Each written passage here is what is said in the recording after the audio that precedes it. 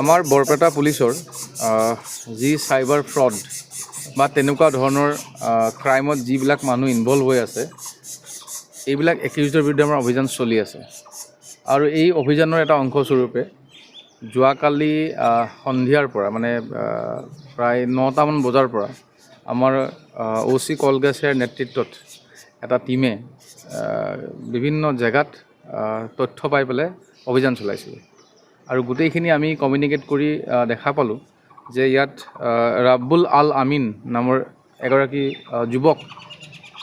যুৱকজনৰ ঘৰ খেল্লিত তাতে আমাৰ অভিযান চলালে আৰু তাত বিভিন্ন ধৰণৰ আমি ডকুমেণ্টছ পালোঁ।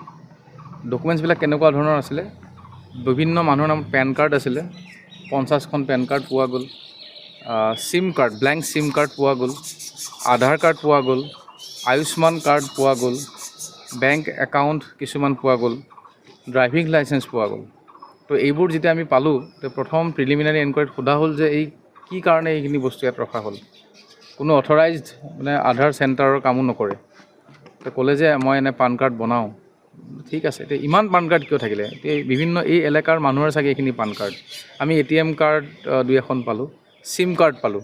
তো আমাৰ সন্দেহ হ'ল, আমি সোধপোছৰ কাৰণে তেতিয়াই লৈ আহিলোঁ। তাৰপিছত আমি দেখা গ'ল যে এই ৰাব্বুল আল আমিনৰ আৰু এজন সহযোগী আছে, নামটো হ'ল মফিদুল ইছলাম, ৰামপুৰ। মফিদুল ইছলামে এই গোটেইখিনি চিম কাৰ্ডখিনি দি যোৱা বুলি ক'লে। তো আমাৰ মানে প্ৰথম প্ৰাথমিক তদন্তৰ পিছত আকৌ আমাৰ পিছ ৰাতি মানে পুৱতি নিশা আমি আকৌ মফিদুলক বিচাৰি আমাৰ কেইবাটাও টিম লাগি আছিলে। তো অপাৰেশ্যন চলালে। তো তাতো আমি বিভিন্ন ধৰণৰ আমি ইনক্ৰিমিনেটিং ডকুমেণ্টছ আমি পালোঁ, যেনে আধাৰ কাৰ্ড পালোঁ।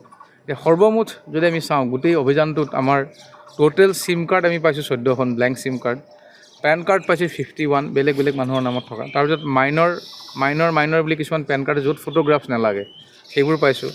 আধাৰ কাৰ্ড পাইছোঁ আমি 293খন।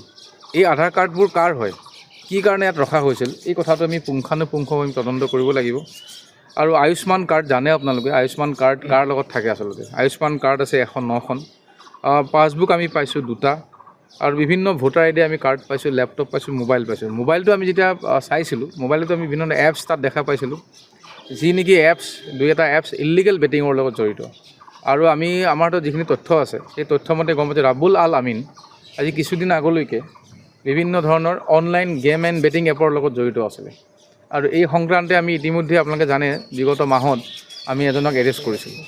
আৰু আমাৰ এই যিটো অভিযান, এনেকুৱা ধৰণৰ যিবিলাক ক্ৰাইম, এই মানে চাইবাৰ ৰিলেটেড যিবিলাক ফ্ৰড বা এনেকুৱা ধৰণৰ crime, online game and betting app, ইয়াৰ বিৰুদ্ধে আমাৰ অভিযান চলি থাকিব।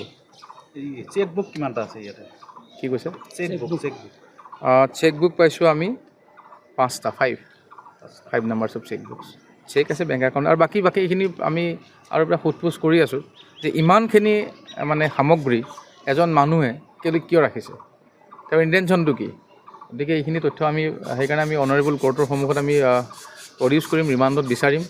আৰু ইয়াৰ লগত কোনোবা মানুহ জড়িত আছে নেকি, আৰু মোৰ ইয়াৰ যোগেদি আপোনালোকৰ যোগেদি এই কলগাছিয়াবাসী ৰাইজলৈ এটা আহ্বান থাকিব, এনেকুৱা ধৰণৰ যিবিলাক ফ্ৰড আছে, যিবিলাক মানুহে এনেকুৱা ধৰণৰ মানে সৰ্বসাধাৰণ মানুহক ফ্ৰড কৰিছে, কাৰোবাৰ ডকুমেণ্টছ লৈ ৰাখিছে ঘৰত, বিভিন্ন কামত যদি ব্যৱহাৰ কৰিছে, তেওঁলোকৰ বিৰুদ্ধে আপোনালোকে মানে যদি কিবা খবৰ থাকে ইমিডিয়েটলি আপোনালোকে পুলিচক জনাওক।